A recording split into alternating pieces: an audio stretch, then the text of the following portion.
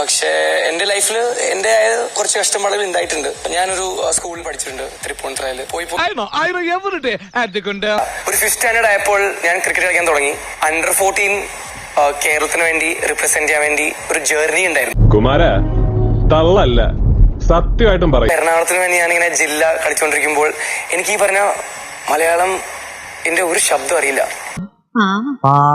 ഞാൻ പോണത് ഒരു സായിപ്പ് മാതിരിയാ. ഒരു ടീമില് ശരിക്കും പറഞ്ഞാൽ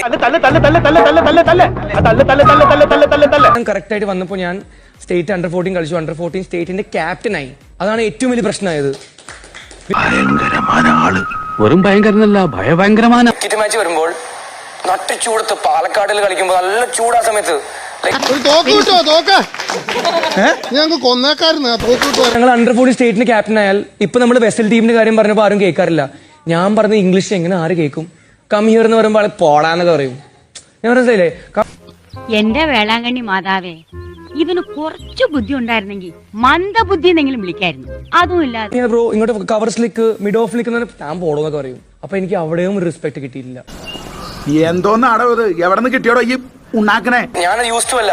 അങ്ങനെ കളിച്ച് ഞാൻ under 14 district, zone, state camp, state ഞാൻ കളിച്ചു. ഞാൻ കേരള അണ്ടർ 14 സ്റ്റേറ്റ് കളിച്ചു ആ സമയത്ത്. ആര് പറയുന്നു? ഞാൻ കേട്ടിട്ടില്ലല്ലോ. അസൂയ കൊണ്ട് പലരും പറയാറില്ല, അതുകൊണ്ട് ഞാൻ സ്വയം പറയുന്നു.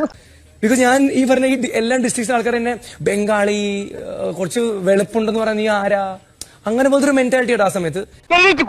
എനിക്ക് അറിയാത്ത ഈ ലോകത്ത് തെറികളില്ല. സത്യം പറഞ്ഞ ഈ ഷോയിൽ തെറിയാലോടെല്ലാം ഞാൻ ജയിക്കും. അത്ര തെറികൾ എനിക്കറിയാം. കാണാ പോലെ വളർന്നല്ലോടാ. ഇനി എന്നാ നിനക്കൊക്കെ ബുദ്ധിയും വിവേകാന്തസവും ഉണ്ടാവും?